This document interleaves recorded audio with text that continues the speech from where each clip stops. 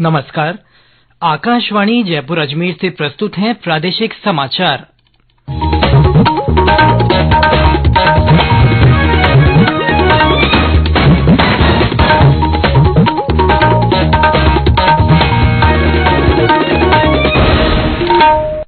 मुख्य समाचार। विजयदशमी का त्योहार देश भर में हर्षोल्लास से मनाया जा रहा है। शाम को विभिन्न स्थानों पर रावण दहन का कार्यक्रम। प्रधानमंत्री नरेंद्र मोदी आज हिमाचल प्रदेश में 3,650 करोड़ रुपए से अधिक की परियोजनाओं का लोकार्पण और शिलान्यास करेंगे। प्रदेश में कोरोना संक्रमण के मामलों में आई कमी, कल 13 नए मामले सामने आए और प्रदेश में गर्मी का असर बढ़ा। जयपुर, अजमेर, भरतपुर, कोटा और उदयपुर संभागों में कहीं-कहीं हल्की से मध्यम बारिश की संभावना। समाचारों के साथ मैं सिद्धार्थ जैन और अब समाचार विस्तार से। विजयदशमी और दशहरा का त्योहार देश भर में हर्षोल्लास से मनाया जा रहा है। यह पर्व बुराई पर अच्छाई की जीत के प्रतीक के रूप में रावण पर भगवान राम की विजय की याद में मनाया जाता है। आज ही नवरात्रि और दुर्गा पूजा भी संपन्न होती है। राष्ट्रपति द्रौपदी मुर्मू और उपराष्ट्रपति जगदीप धनखड़ ने विजयदशमी के अवसर पर देशवासियों को शुभकामनाएं दी हैं। श्रीमती मुर्मू ने अपने संदेश में कहा कि ये त्योहार भारत की सांस्कृतिक एकता का उदाहरण है। उन्होंने आशा प्रकट की कि इस पर्व से लोगों में नैतिकता, सत्य और अच्छाई के शाश्वत मूल्यों को प्रोत्साहित करने में मदद मिलेगी।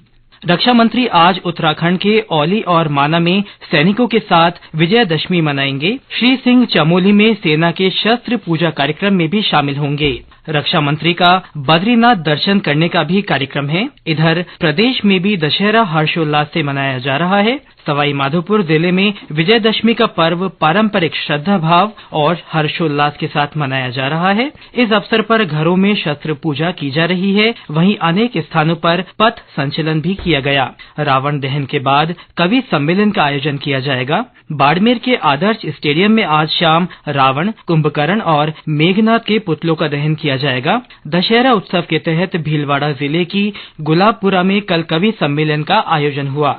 कोटा के मेला परिसर में 75 फीट के रावण और 50 फीट के मेघनाद और कुंभकर्ण का दहन किया जाएगा। इसके पहले भगवान लक्ष्मी नारायण जी की सवारी गढ़ पैलेस से रवाना होगी। रावण दहन के साथ ही कोटा में 20 दिवसीय दशहरा मेला शुरू हो जाएगा, जिसमें देश भर से दुकानें लग चुकी हैं। मेले में प्रतिदिन सांस्कृतिक कार्यक्रम और प्रतियोगिताएं होंगी। रावण दहन के समय तकरीबन 2 लाख से अधिक भीड़ के जुटने की संभावना है। ऐसे में प्रशासन ने भी व्यापक बंदोबस्त किए हैं। राष्ट्रीय मेला दशहरा 2022 के तहत मेला परिसर विजय श्री रंगमंच पर परंपरागत तरीके से 75 फीट के रावण और 50 फीट के मेघनाद व कुंभकर्ण का दहन किया जाएगा। इसके पहले भगवान लक्ष्मी नारायण जी की सवारी गढ़ पैलेस से 6:30 बजे रवाना होगी। दशहरा मैदान पर रियासत कालीन परंपरा से ज्वाला पूजन और श्री सीता जी के पानी का पूजन किया जाएगा। इसके बाद 7:40 से 8:40 के मध्य रावण दहन होगा। रावण दहन के साथ ही कोटा में 20 दिवसीय दशहरा मेला शुरू हो जाएगा, जिसमें देश भर से दुकानें लग चुकी हैं। मेले में प्रतिदिन सांस्कृतिक कार्यक्रम और प्रतियोगिताएं होगी। रावण दहन के समय करीबन 2 लाख से अधिक भीड़ के जुटने की संभावना है। ऐसे में प्रशासन ने भी व्यापक तैयारियां शुरू कर दी हैं। आशीष मेहता, आकाशवाणी समाचार, कोटा। हनुमानगढ़, करौली, सीकर में भी हर्षोल्लास के साथ दशहरा मनाया जा रहा है। मुख्यमंत्री अशोक गहलोत ने विजयदशमी पर प्रदेशवासियों को शुभकामनाएं देते हुए सुख, समृद्धि और खुशहाली की कामना की है। श्री गहलोत ने कहा कि विजयदशमी का पर्व बुरी शक्ति के विनाश और बुराई पर अच्छाई की विजय का प्रतीक है। मुख्यमंत्री ने इस अवसर पर प्रदेशवासियों से आह्वान किया कि वे श्री राम के आदर्शों को आत्मसात कर अपने भीतर की बुराइयों को त्याग कर जीवन में सदाचार की राह पर चलें। मुख्यमंत्री अशोक गहलोत आज 1 दिवसीय यात्रा पर जोधपुर जाएंगे।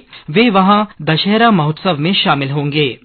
प्रधानमंत्री नरेंद्र मोदी आज हिमाचल प्रदेश में बिलासपुर में 3,650 करोड़ रुपए से अधिक की परियोजनाओं का शुभारंभ करेंगे। प्रधानमंत्री 1,470 करोड़ रुपए की लागत से तैयार अखिल भारतीय आयुर्विज्ञान संस्थान एम्स बिलासपुर भी राज्य को समर्पित करेंगे। श्री मोदी बिलासपुर के बांदला में हाइड्रो इंजीनियरिंग कॉलेज का भी शुभारंभ करेंगे। प्रधानमंत्री नालागढ़ में मेडिकल डिवाइस पार्क और पिंजौर से नालागढ़ तक 4 लेन मार्ग परियोजना की आधारशिला रखेंगे। श्री मोदी आज से शुरू हो रहे वाले कुल्लू दशहरा उत्सव में भी शामिल होंगे। ये समाचार आकाशवाणी जयपुर अजमेर से प्रसारित किए जा रहे हैं। समाचारों में आपका फिर से स्वागत है। प्रदेश में कल कोरोना संक्रमण के 13 नए मामले सामने आए।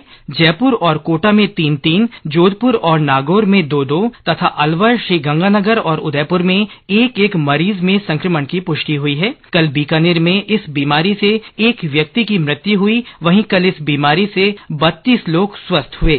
सक्रिय मरीज कम होकर अब 320 रह गए हैं। एशिया के सबसे बड़े दूरसंचार महोत्सव इंडिया मोबाइल कांग्रेस IMC के 6ठे संस्करण का कल नई दिल्ली के प्रगति मैदान में समापन हुआ। केंद्रीय संचार मंत्री अश्विनी वैष्णव ने आयोजकों से अगले 30 दिनों में इसे वैश्विक स्तर पर लॉन्च करने के लिए रोडमैप और प्रारूप तैयार करने के लिए समिति गठित करने का आग्रह किया। प्रगति मैदान में आयोजित एक सत्र में श्री वैष्णव ने घोषणा की कि केंद्र सरकार देश भर में 100 5G प्रयोगशालाएं स्थापित करेंगी। उन्होंने कहा कि सरकार सभी दूरसंचार कंपनियों के लिए लाइसेंस व्यवस्था को सरल बनाने की दिशा में महत्वपूर्ण रूप से काम कर रही है। गौरतलब है कि प्रधानमंत्री नरेंद्र मोदी ने 1 अक्टूबर को IMC का उद्घाटन किया था और 5G सेवाओं का शुभारंभ किया था। भारत पाक अंतर्राष्ट्रीय सीमा पर पिछले 10 वर्षों से बंद पड़ी निगरानी चौकियां फिर से खोली जाएंगी। भारत पाक सीमा से 210 किलोमीटर लंबी अंतर्राष्ट्रीय सीमा पर जिले के हिंदू मलकोट, करणपुर, राय सिंह नगर और घड़साना में बॉर्डर इंटेलिजेंस की चौकियां संचालित हैं, जहां ASI स्तर के अधिकारी तैनात हैं। बॉर्डर पर लगातार बढ़ रहे तस्करी के मामलों को देखते हुए 3 और चौकियां खोलने का निर्णय लिया गया है। इनके खुलने से बॉर्डर एरिया में निगरानी और बढ़ जाएगी। राजस्थान लोक सेवा आयोग की ओर से प्राध्यापक प्रतियोगी परीक्षा 2022 का आयोजन 11 अक्टूबर से 21 अक्टूबर 2022 तक किया जाएगा। इसके लिए जयपुर, अजमेर, भरतपुर, बीकानेर, जोधपुर, कोटा, उदयपुर, अलवर और श्रीगंगानगर जिला मुख्यालयों पर परीक्षा केंद्र बनाए गए हैं। आयोग सचिव HL अटल ने बताया कि प्रवेश पत्र परीक्षा से 3 दिन पहले आयोग की वेबसाइट और SSO पोर्टल पर अपलोड किए जाएंगे। अभ्यर्थियों को प्रत्येक प्रश्न पत्र हेतु अलग अलग प्रवेश पत्र लेकर परीक्षा केंद्र पर उपस्थित होना होगा। श्री अटल ने बताया कि 26 विभिन्न विषयों के कुल 6000 पदों के लिए ये परीक्षा होगी। वन विभाग की ओर से आयोजित किए जा रहे 68वें वन्यजीव सप्ताह के तहत आज उदयपुर में पेंटिंग प्रतियोगिता और इको ट्रेल भ्रमण का आयोजन होगा। इसी कड़ी में कल जैविक उद्यान सज्जनगढ़ में वन्यजीव लिखित क्विज प्रतियोगिता आयोजन हुआ था। उप वन संरक्षक अजय चित्तौड़ा ने बताया कि क्विज प्रतियोगिता में विभिन्न विद्यालयों और महाविद्यालयों से कुल 37 विद्यार्थियों ने भाग लिया। और अब मौसम।